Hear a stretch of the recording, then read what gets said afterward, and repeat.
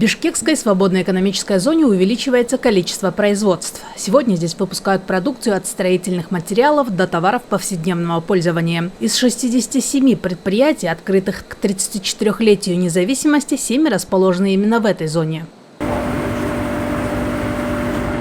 В данный момент здесь работает первое и единственное в стране предприятие по производству порошковых красок «Азиатон», которое обеспечивает своей продукцией не только внутренний рынок, но и выходит на экспорт. По словам главы Нацагентства по инвестициям Равшамбека Сабирова, эта продукция востребована и за рубежом.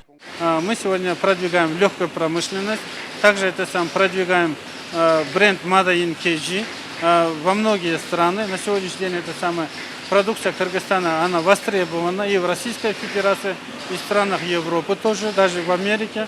Поэтому это очень важная компания. Как отмечает ПСЭС Бишкек, на ее территории зарегистрировано более 300 предприятий. Из них активно работают около 200. Здесь трудятся свыше 4000 человек. А ежедневный объем производимой продукции оценивается в 15 миллиардов сомов. Более того, около 60 товаров производится уникально, исключительно только на территории СЭС Бишкек, и мы гордимся этим фактом. Общая территория СЭС Бишкек, она включает 3 территории, это Карабалта, рядом с аэропортом Манас, мы называем эту территорию Акчи, и Национальный выставочный центр, это рядом с администрацией президента Кыргызской республики. Отметим, за последние 2 года фактические инвестиции в проекты СЭС Бишкек составили 2,5 миллиардов сомов, а в истории СЭС впервые достигнут рекордный показатель – 1 миллиард сом оборотов в месяц.